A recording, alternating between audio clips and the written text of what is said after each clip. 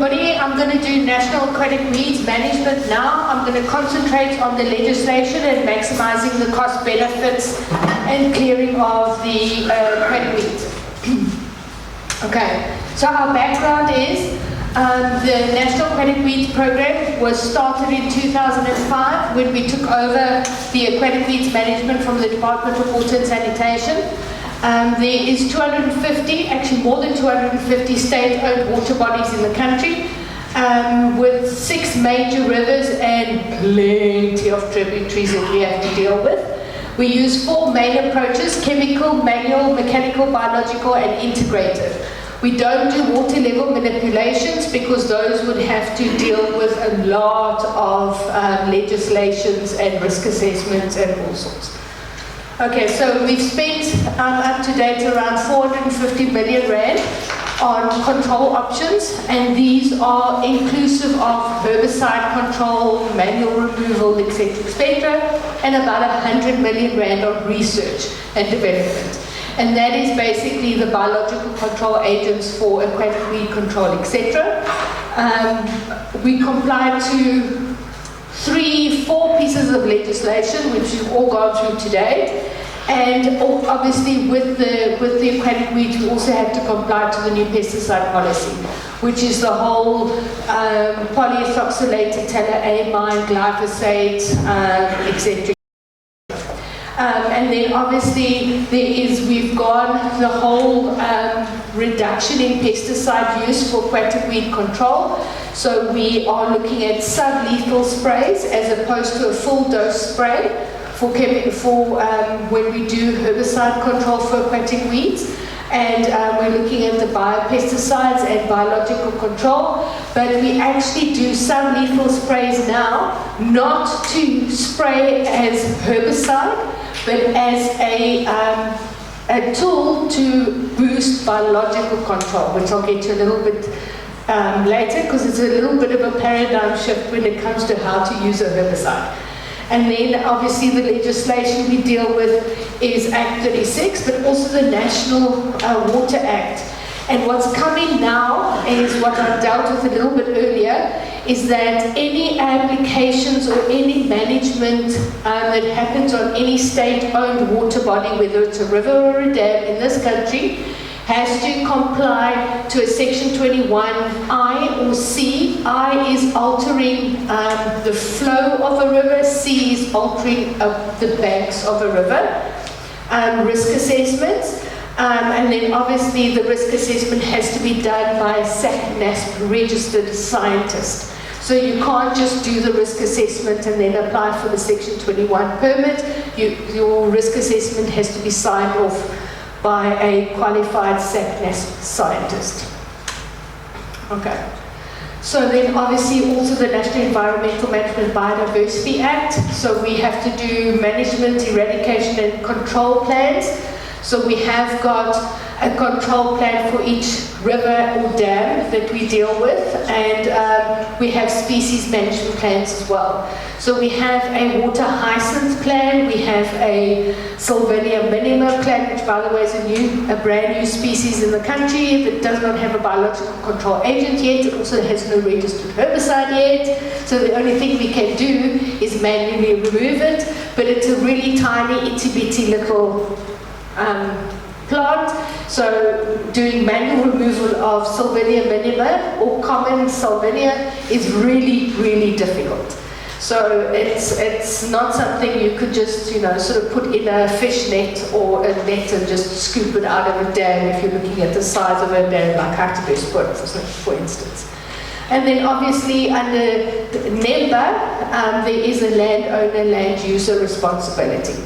So even though the dam is a state-owned dam, like for instance Hartbeespoort or Ridderblad Dam or Vaal Dam, all the landowners / land users around those dams have a responsibility to control the piece of water in front of their properties, which no one at this stage wants to take responsibility for, which is making our jobs quite interesting at this stage when you tell the landowner who spent 7 million rand or 17 million rand or whatever the case may be stop moaning at me for the water hyacinth in front of your property, Mr.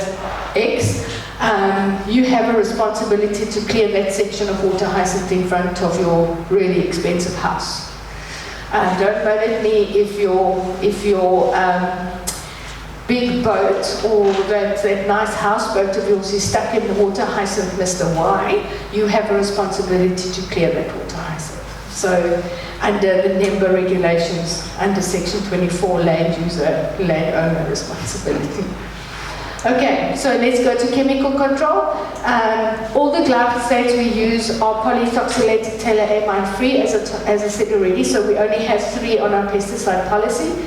We do foliar and aerial applications, but we don't do full dose applications anymore. So we don't do the 3.5 kilograms per hectare as stipulated on the glyphosate labels. We do sublethal sprays that comply to the biocontrols LD50s. So CBC has done research to tell us what the LD50 of Megamelus scutularis is, which is 7 grams per liter apparently. So we do a sublethal spray of glyphosate below the sublethal dosage or the LD50 of the Megamelus. So our sublethal spray is to boost biocontrol numbers and basically to make the water hyacinth more palatable for the Megamelus. So we do the sublethal spray to increase the sugar and starch content of the water hyacinth plant to make it more palatable for the biocontrol agents to eat the plants, not to kill the plant, which is what we did on our case study, which I'm going to show you a little bit later. So there's a whole paradigm shift on how to use a herbicide to boost biocontrol numbers to reduce water hyacinth populations, as opposed to using a herbicide to kill the plant.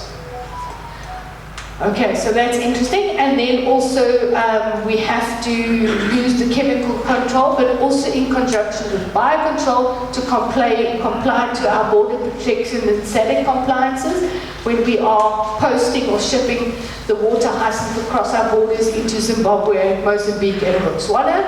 And then we have reduced our water hyacinth populations, but also our chemical control. So the amount of herbicides that we use for aquatic weed control, we've reduced by 80% since 2005 by implementing manual control, biological control, and now sublethal control of water hyacinth populations. And just to let you know, the only aquatic weed we still do herbicide applications on is water hyacinth.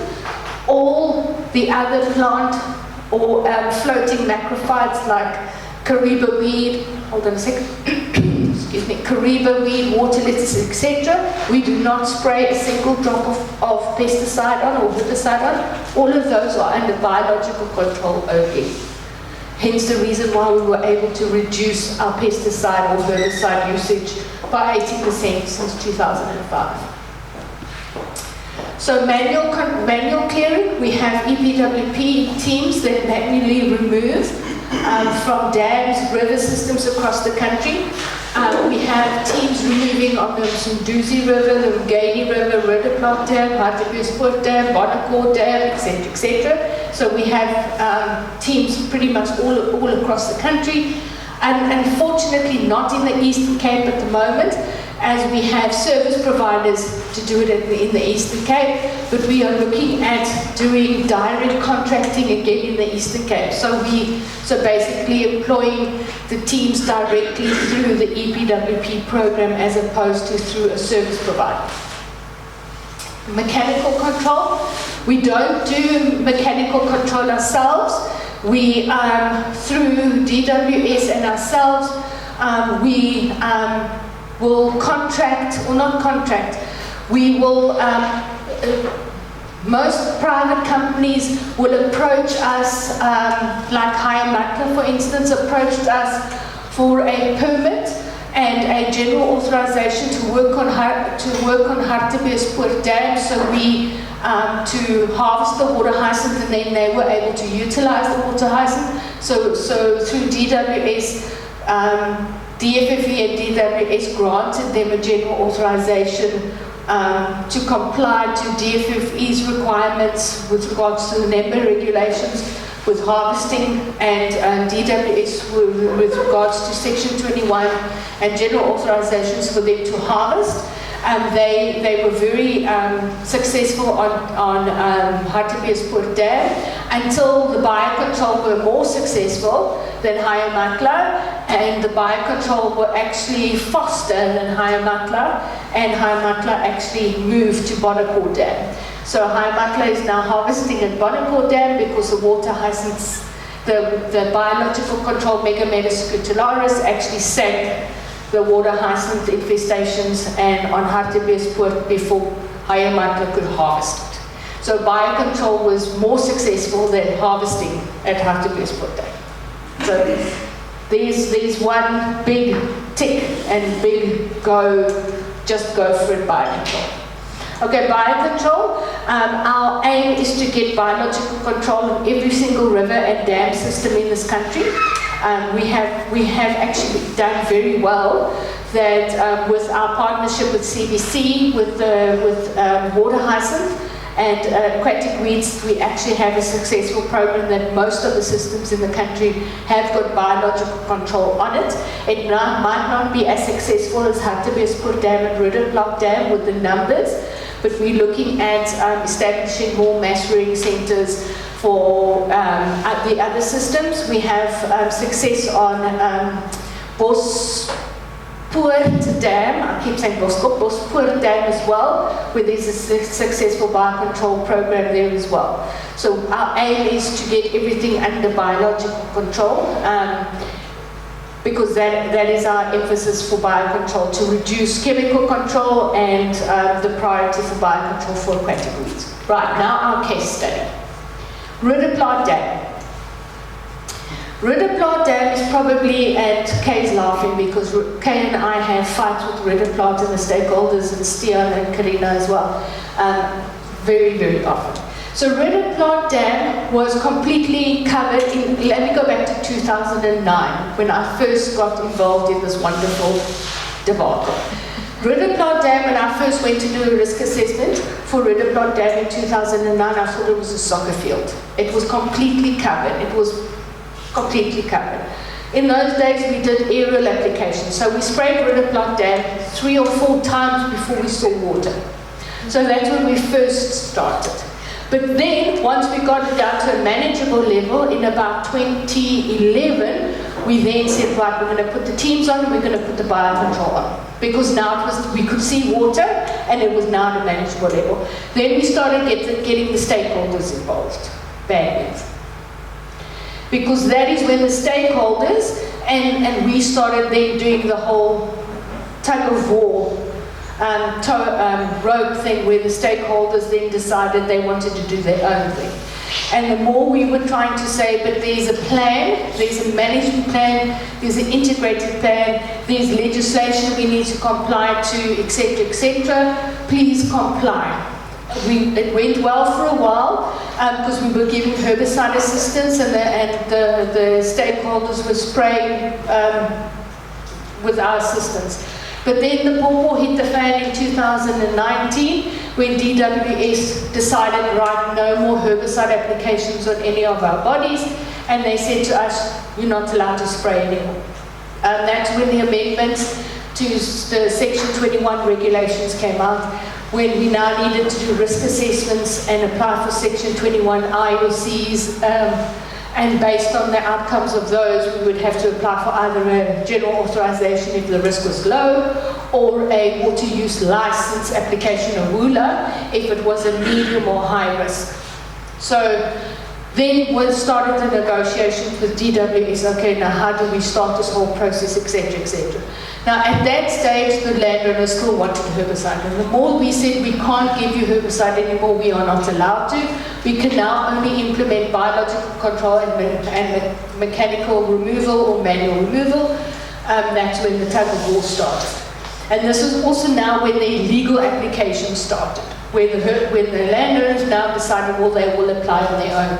And this is when we started with court cases and green scorpions and all sorts, because now it was off-label in contravention, blah, blah, blah. So this is when the dramas now started happening.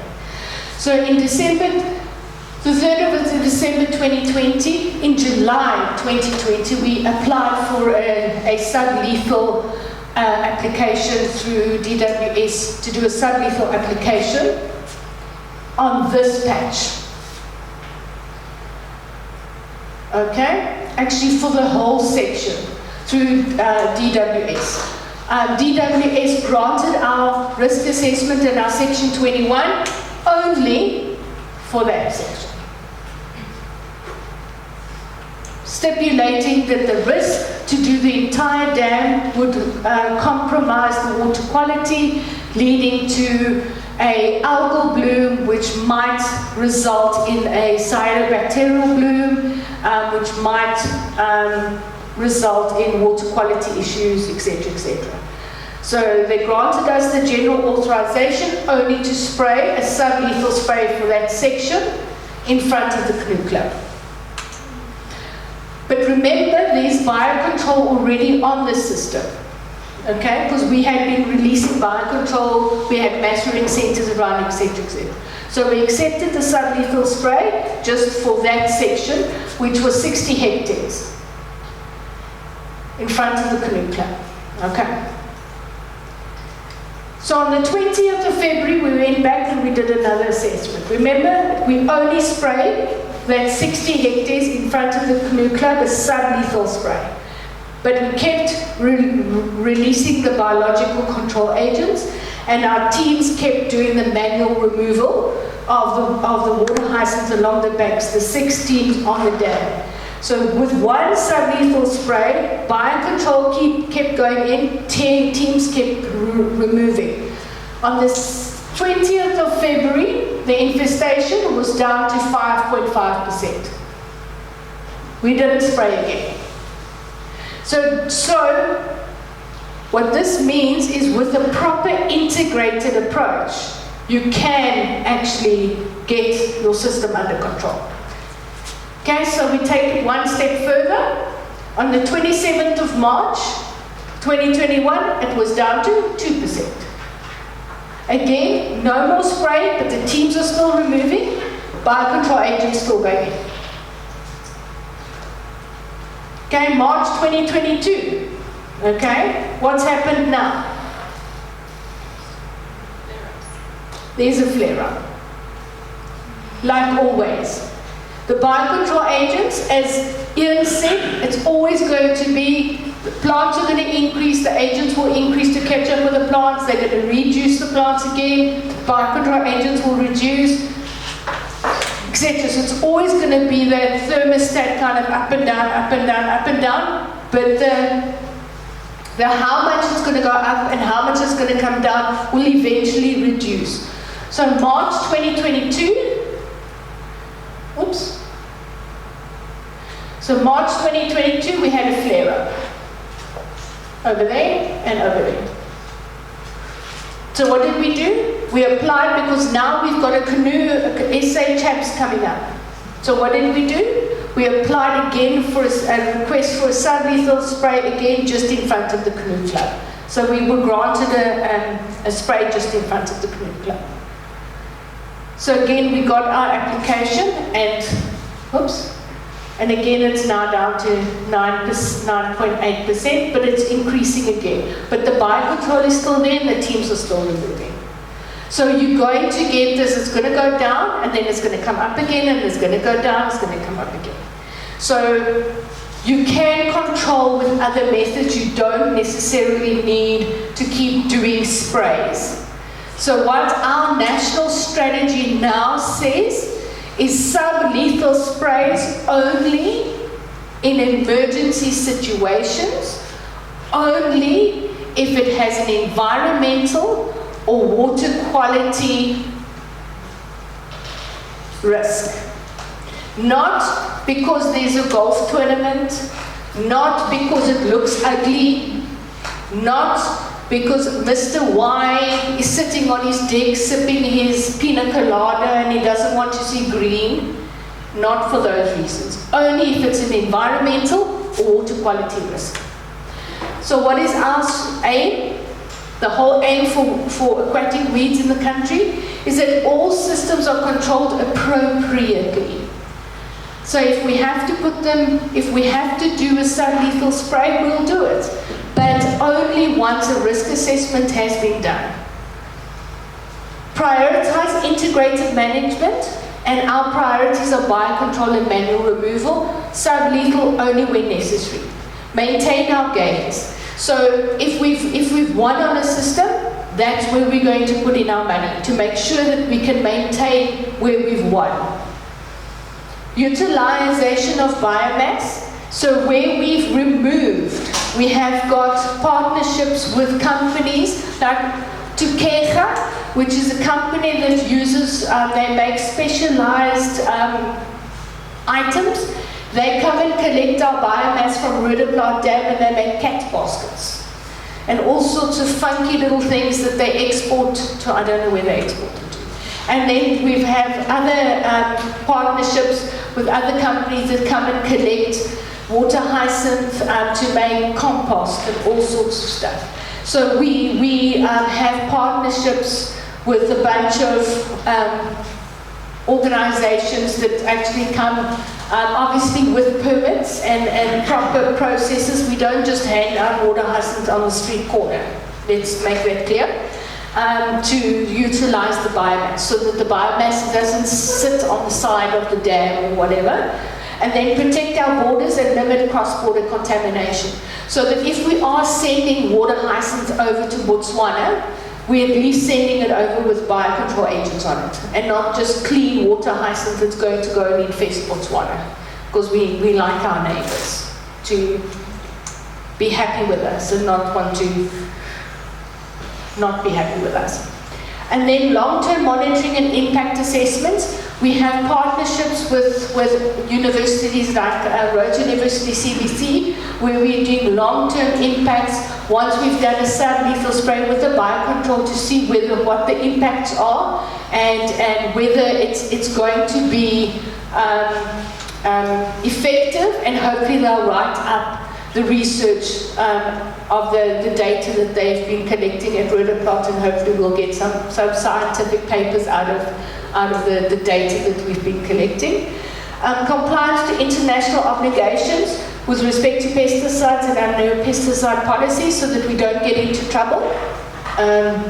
Implement mitigation measures where necessary and or unavoidable. So no substitution, alternatives using principles, hierarchy of control, biobeds, etc. So that's the whole, make sure that we stick to our own policy, even in our aquatic weeds management. And then ensure the compliance to the National Water Act, Section 21. So every system, whether it's Roodeplaat Dam, Nahoon River, Swartkops River, etc., needs an assessment, a risk assessment, a Section 21, a general authorization if it's a low risk, if it's a medium or high risk, a water use license application, or WULA. So there's no system in this country anymore where anyone could just go onto the system and spray it, and this includes any activities on a water body. Okay, thank you. Cool. There's one thing that comes out of this talk, and I want to go back to the 90s. I remember in the 90s there was a big debate about should we even look at biocontrol and what is the adverse effects of bringing biocontrol into the country. I remember that was the big debate. And here we look 20 years later and we can see how it's actually working. See from what Professor, the talker gave, and Debbie as well. So sometimes you just got to take the long-term view when it comes to cocoa safety. Any questions for Debbie? Hold on. Hold on. Get the mic so we can hear you. On Untitled Chapter, did you ever have significant pollution problems that went away, or was it always pretty good quality, water quality? Oh no, Untitled Dam is a toilet bowl. It's an absolute toilet bowl. And the problem with Hartbeespoort Dam is that The water hyacinth is not filtering any of the gunk out. And people think that, oh, the water hyacinth will remove the contaminants out of the water. You are smoking your sock if you think that is the situation. No. Water hyacinth is like a sponge that's already 99% full of water, and now you're wanting it to suck up 1%. I always use that situation. It's not going to suck up. The amount of eutrophication or contaminants that water hyacinth can suck up out of a dam like Hartbeespoort Dam is like minuscule. So using water hyacinth as a, let's call it sponge to suck up contaminants, you're smoking your socks. Water, the Hartbeespoort is such a toilet bowl. There is a gel layer at the bottom of the dam, about 50 centimeters thick, of basically contaminants that is being compacted at the bottom of the dam. Hartbeespoort Dam, and you want my suggestion on how to clean Hartbeespoort Dam? Blow the dam wall. Okay, but extreme there, okay. Because it's going to take years and years and years to clean that system. And the tap is not closed with the contaminants coming into that system. And Hartbeespoort is the bottom of a cesspool. If you want to clean Hartbeespoort Dam, start in Wildersdrift. Yeah. Not in Hartbeespoort Dam. Upstream, that's right. Okay, we had another question on this side. The mic yeah, I just wanted to, the reason for DWS only issuing a GA for a certain portion of what you applied for, what was the basis of their decision for that? Obviously did they have relevant scientific, evidence to suggest that spraying with, doing sublethal spray would severely impact water quality? Surely there was a reason why they only gave you a portion of the GA.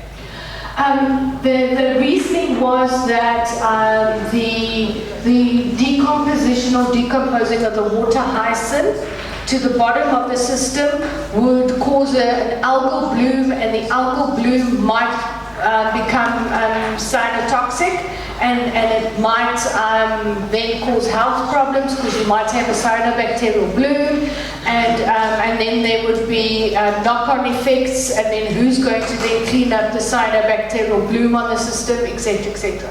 So it was a whole knock-on effect, and because the entire system, if we had to have sprayed the entire system, it would have been 340 hectares of water hyacinth we would have had sprayed, so they only gave us 60 to reduce the risk of a potential cyanobacterial bloom. Because rhodoplant is quite, what's the word? The risk for a cyanobacterial bloom on rhodoplant is quite high. Yeah. So that's why we've done two treatments of cyanobacterial blooms on rhodoplant in the last 2 years. So they didn't want another one. Does that answer the question? Yes, yeah, I know you mentioned it, but I just wanted to get some more info on it.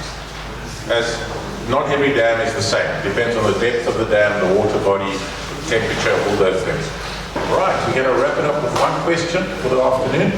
We have to move it because they're taking our generator away. I wanted to ask if the Smithsonian said the water hyacinth can only take 1% of the metals that are available in that water. Will that have an impact on the biological control that are feeding on that water hyacinth?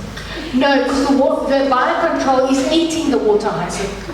So when I was saying that the water hyacinth, if the water hyacinth is going to absorb through the water column the nutrients and the nitrates and phosphates, it's not going to be able to suck so many nitrates and phosphates out of the water so that you can justify using water hyacinth as a nutrient filter, so that you can say, I'm going to use water hyacinth to clean my water.